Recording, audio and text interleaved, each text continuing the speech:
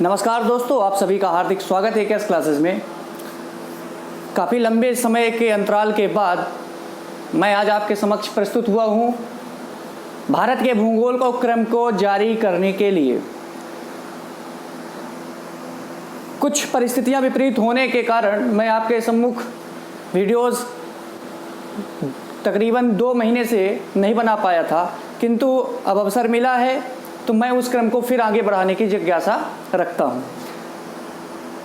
और जो ये महसूस कर रहे थे, ये अनुभव कर रहे थे कि उनकी तैयारी परिपक्व नहीं हुई है, तो उनके लिए एक बहुत अच्छा या कहीं गोल्डन अपॉर्चुनिटी है।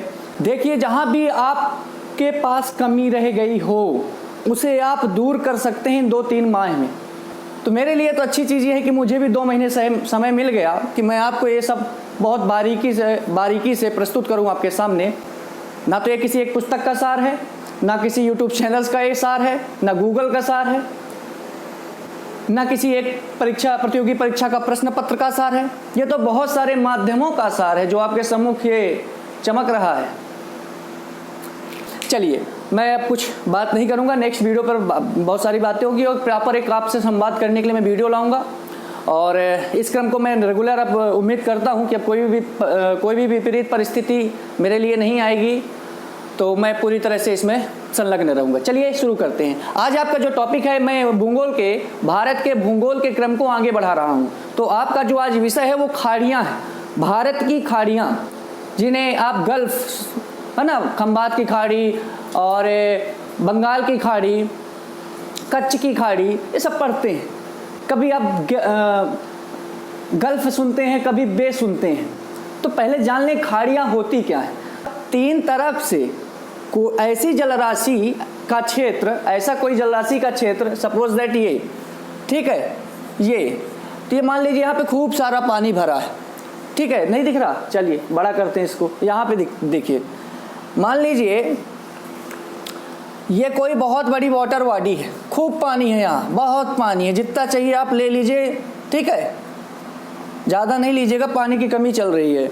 तो ये कोई वाटर बॉडी है। अब इसको मैं कहूँ कि एक इधर समुद्र है, क्या है, इधर समुद्र है, और इधर 3 तरफ से कोई देश है, मान लीजिए इंडिया, मान लीजिए इंडिया।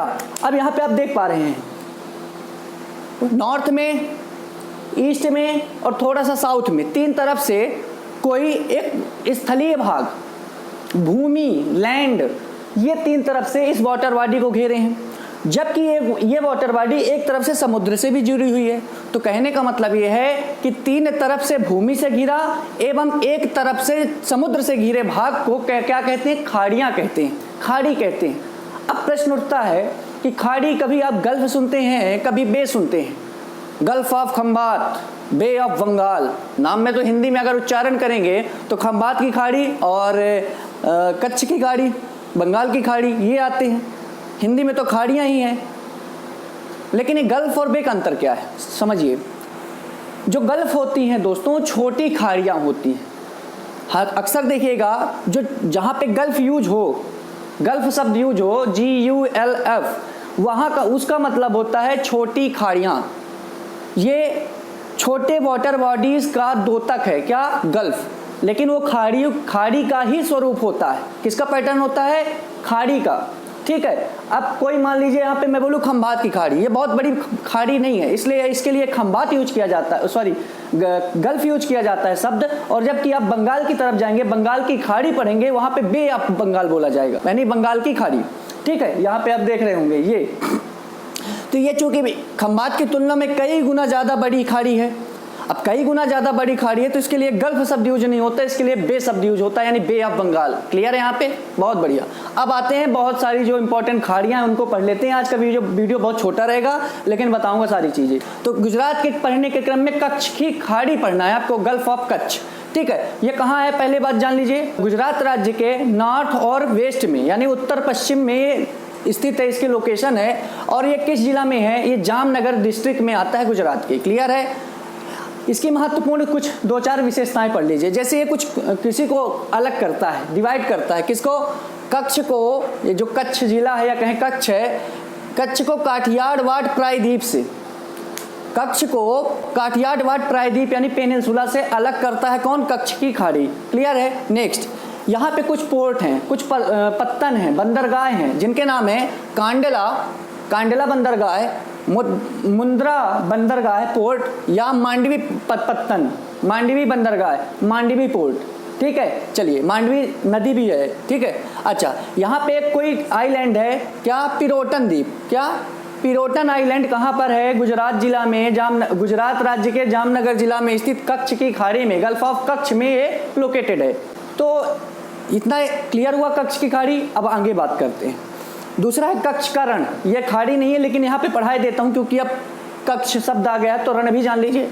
ठीक है, कच्छ का रण जो है गुजरात राज्य के कच्छ जिला पर स्थित है। ये एक नमकीनी दलदली क्षेत्र होता है। ठीक है, नमकीनी अर्थात साल्टी। ठीक है, दलदली क्षेत्र मतलब दलदली भूमि, मतलब एक प्रकार से मार्सी लैंड। ठीक है, तो ये नमकीनी दलदलीय क्षेत्र होता है। ठीक है, साल्टी एंड मार्सी लैंड है क्या? कच्छ का रण, दलदली एकदम कीचड़ भरा। ठीक है, यहाँ पे कौन सी गैस सर्वाधिक होगी बताइएगा। इसकी खास बात एक और है। ठीक है दोस्तों, जब 1965 में 1965 में पाकिस्तान भारत पर अटैक करता है, भारत में अटैक करने के बाद जब पाकिस्तान और भारत का युद्ध होता है 1965 में, तो यहाँ पर पाकिस्तान अटैक करके कच्छ के रण में कब्जा कर लेता है।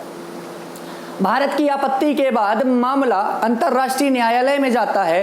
अंतर्राष्ट्रीय न्यायालय इंटरनेशनल कोर्ट अपना निर्णय फरवरी 1968 में, 3 साल बाद फरवरी 1968 में इंटरनेशनल कोर्ट डिसीजन देती है। ठीक है, क्या कहती है कि कच्छ के रण में 10% जो हिस्सा होगा वो पाकिस्तान का होगा, और 90% भाग कच्छ के रण का किसको दिया जाएगा? इंडिया को दिया जाएगा, और वो वर्तमान स्थिति लागू है।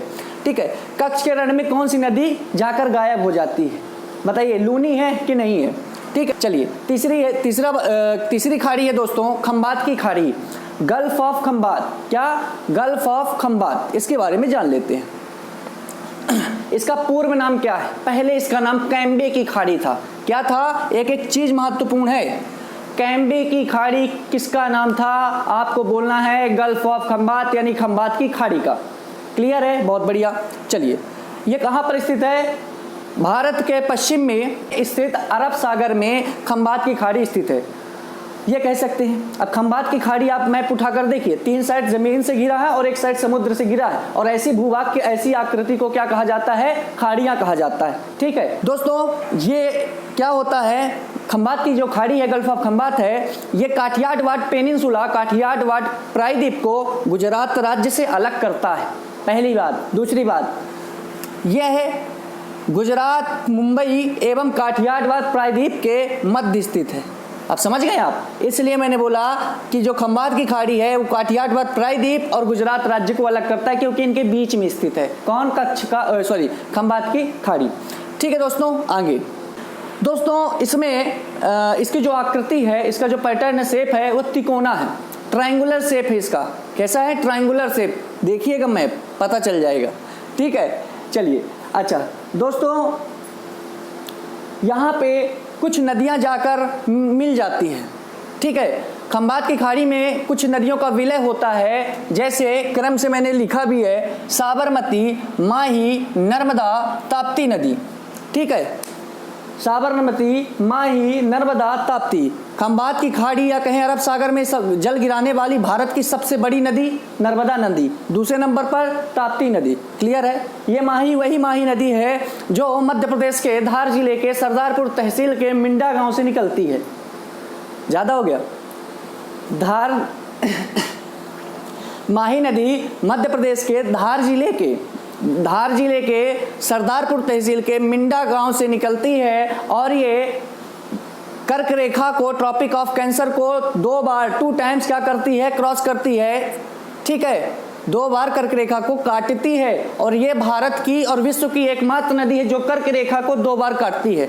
मैंने आपको बताया है अक्षांश और देशांतर। अब आपको कमेंट में ये बताना है कि ट्रॉपिक ऑफ कैप्रिकॉन यानी मकर रेखा और भूमध्य रेखा इक्वेटर, इन दोनों रेखाओं को भारत विश्व की एक मात्र नदियां हैं, उनका नाम आपको बताना है कि कौन नदी 2 बार कर्क रेखा को मकर रेखा को, ट्रॉपिक ऑफ कैप्रिकॉर्न को, और कौन सी नदी इक्वेटर को 2 टाइम्स क्या करती है, काटती है? आपको नाम बताना होगा, ठीक है। चलिए, और यहाँ पर एक बंदरगाह है जो बहुत प्राचीन है, ये बहुत प्राचीन है, वो ऋग्वैदिक काल से चला आ रहा है ये बंदरगाह, और अभी तक मौजूद है। उसका नाम जानते हैं क्या है? भड़ोच, या इसका पुराना नाम भाड़ुच था। क्या? भाड़ुच। ये, और ये कहाँ है? ये गुजरात राज्य के सूरत जिले में स्थित है, ठीक है। सूरत में भड़ोच, और या कहें दूसरा नाम भरूच, जो कि इसका प्राचीन नाम था, एंशिएंट नेम ऑफ किसका? भड़ोच, पत्तन, पोर्ट, बंदरगाह, ठीक है, ये सबसे प्राचीन। और उधर ईस्ट में बंगाल में एक ताम्रलिप्ति बंदरगाह है। कौन? ताम्रलिप्ति, ठीक है। दोस्तों नेक्स्ट है मन्नार की खाड़ी।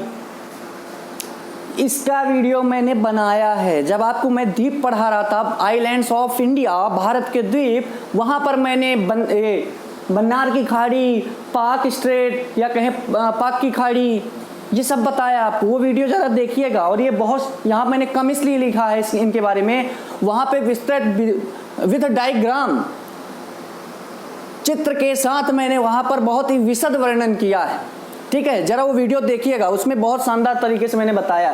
तो थोड़ा सा यहाँ भी जान लेते हैं, रिवीजन हो जाएगा आपका। ये दोस्तों भारत के दक्षिण पूर्व में, या कहे भारत के सबसे अंतिम राज्य जो दक्षिणी राज्य है तमिलनाडु, तो तमिलनाडु के दक्षिण पूर्व में है, यानी साउथ ईस्ट में। देखिएगा मैप उठाकर, यहाँ मैप नहीं बना सकता मैं अभी इजिली, ठीक है।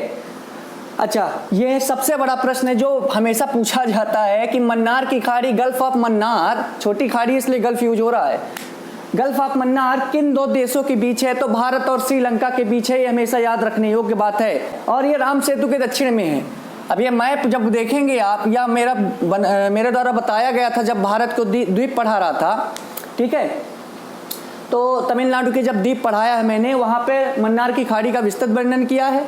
वहाँ पर आप जब डायग्राम देखेंगे तो राम सेतु के दक्षिण में आपको दिखेगा चमकता हुआ एकदम मन्नार की खाड़ी, गल्फ ऑफ मन्नार। क्लियर है? बहुत बढ़िया, शानदार। चलिए दोस्तों, राम सेतु के बारे में इंपॉर्टेंट चीज़ ये है कि इसे आदम का पुल कहा जाता है, और एडम्स ब्रिज। ये एक द्वीपों की श्रृंखला है, एक द्वीपों की लगातार श्रृंखला है, ठीक है। और पौराणिक मान्यता के अनुसार भगवान श्री रामचंद्र जी ने इसका निर्माण करवाया था। और स्वयं जब वो श्रीलंका विजय कर वापिस आए थे, माँ सीता को वापिस लेके आए थे, तब उन्होंने अपने चरण के द्वारा इसको डुबा भी दिया था, ताकि मार्ग जो है संबंध खत्म हो जाए, मार्ग टूट जाए। तो आज डूबा हुआ है वो, ठीक है। ऐसी पौराणिक मान्यता है और आपको मानना पड़ेगा, इनका सबका वर्णन है, ठीक है, ग्रंथों में। तो मन्नार की खाड़ी को, राम सेतु दोस्तों मन्नार की खाड़ी को पाक की खाड़ी से अलग करती है। मन्नार की, गल्फ ऑफ मन्नार को पाक स्टेट से, पाक की खाड़ी से, पाक जल संधि से, पाक जल डमरू मध्य से अलग करती है। नेम एक ही है, ठीक है। तो ये राम सेतु का काम होता है। आइए नेक्स्ट, अब पढ़ते हैं पाक जल संधि। इतनी बड़ी लाइन जो दिख रही है, इसका नाम है, कहीं कहीं अलग अलग मिलता है। इसे पाक जल संधि कहते हैं, इसे पाक जल डमरू मध्य कहते हैं, इसे पाक वधु कहते हैं, इसे पाक स्ट्रेट कहते हैं। सब इन्हीं महानुभावों के नाम हैं, ठीक है। चलिए, इसका नामकरण जिसने किया था उनका नाम है रॉबर्ट पाक। समझे? अब इनके नाम पर इसका नामकरण हुआ है।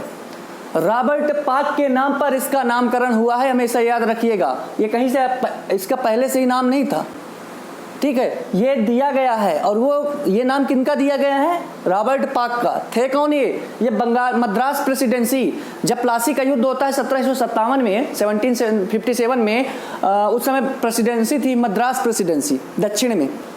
मद्रास प्रेसिडेंसी के ये गवर्नर थे। इनका कार्यकाल जो टेन्यूर होता है वो 1755 से 1763 तक होता है रॉबर्ट पाक का। इनके नाम पर ये नामकरण हुआ। इसकी जो स्थिति है पाक जल संधि की, ये भारत के दक्षिण, या कहें भारत के अंतिम सबसे दक्षिणी राज्य तमिलनाडु के दक्षिण में है, साउथ में है। और द्वीपीय राष्ट्र श्रीलंका के उत्तर में है। मैप में देखेंगे बहुत अच्छे समझ में आएगा, ये भी इसी में समाहित है। वो वीडियो देख लीजिएगा, आई बटन में आपको दिखेगा वो वीडियो। जब आप वीडियो देख रहे होंगे, अगर धोखे से आपने स्क्रीनशॉट लेके इसको स्किप नहीं किया होगा तो आई बटन ऊपर दिखेगी, ठीक है, देख लीजिएगा। चलिए, अच्छा, ये दोस्तों नैरो एक्वेज लाइन है। क्या है? नैरो एक्वेज लाइन है, अर्थात एक सकरी जलीय रेखा है।